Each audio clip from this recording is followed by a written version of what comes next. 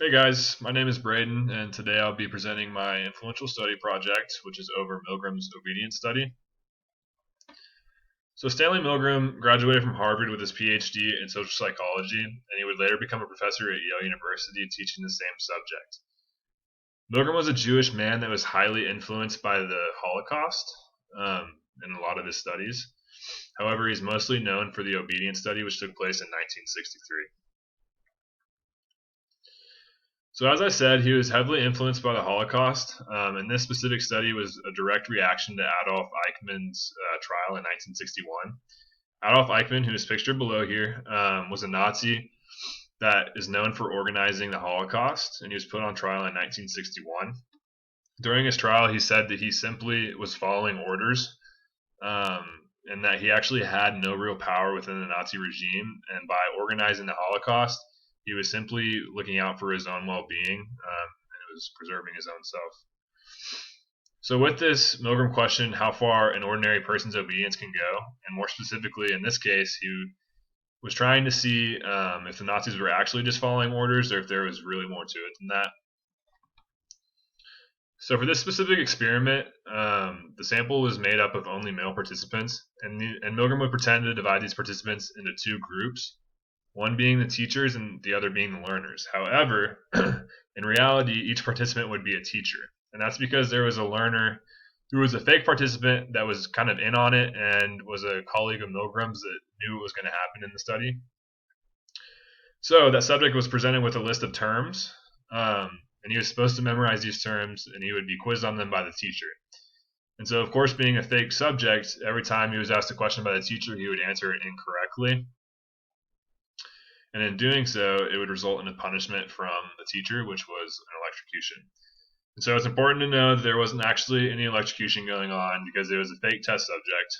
So he would just react as if he was actually shocked, but he wouldn't actually feel any pain. It's also important to know that there was an experimenter in the room with the teacher that was said to just be there observing, but in reality, each time the teacher would, or each time the participant would say, "Oh, I can't keep doing this. I need to go."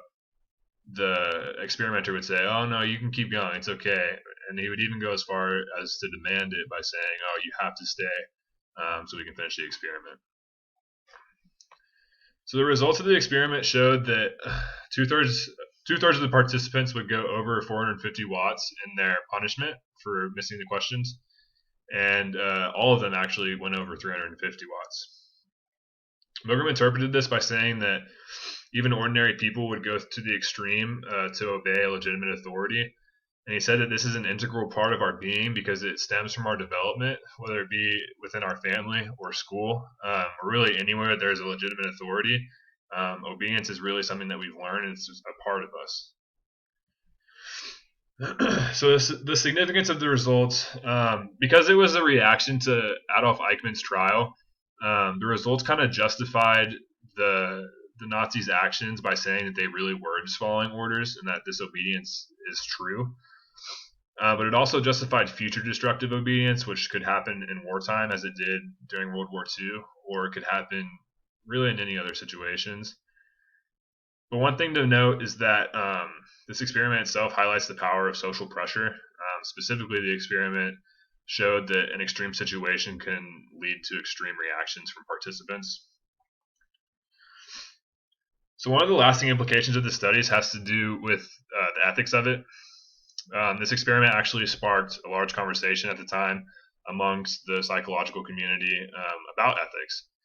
And that's because there was a few violations within it. One of which being the deception of participants. Milgram never really briefed the participants on what they would be doing, and he especially didn't tell them that there wasn't actually anybody being shocked.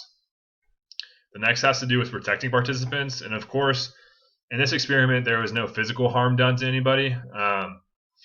But it said that the psychological toll placed upon the teachers during the stressful situations could have a lasting impact on future situations that were stressful or like that situation. And then lastly, the right to withdraw was completely waived, and that's because the experimenter that was set in the room with the teacher and that was prodding the teacher to stay, he never really allowed them the opportunity to leave or the opportunity to not continue.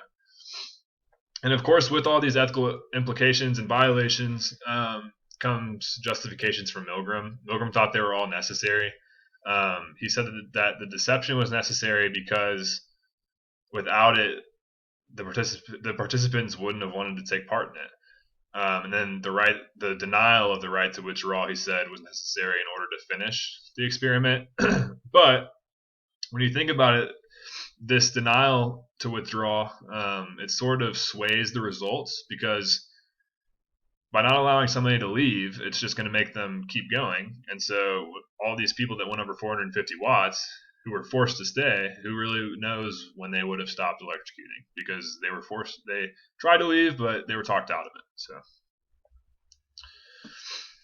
and then the next modern day influence has to do with replication. Milgram himself repeated the study 18 times, and that's because it didn't really sit well with him. He didn't like that it kind of justified certain actions. And so each time he would change the independent and dependent variable, and pretty much every time he would get the same result. There's also modern replications as new as 2017, one of which is Berger's study in 2009. And that study was a direct replication, except the voltage for the electrocution or the punishment would only go up to 150 watts instead of 450 watts. And then Dolinsky's study in 2017 was a direct replication of Berger's study, whereas it only goes up, or where it only goes up to 150 watts. Except Dolinsky used a more diverse demographic. It wasn't just men or women; it was people of all kinds. And so, what does this replication mean? The way I interpret it, I think that because the results of the original study didn't sit well with so many because of what it was justifying, a lot of researchers thought that maybe if they changed certain aspects to the situation, maybe if they made the situation less extreme, that the results would change, and that maybe this extreme obedience wasn't universal. And so I think a lot of the replication comes from people just not being happy with the way that the first experiment resulted.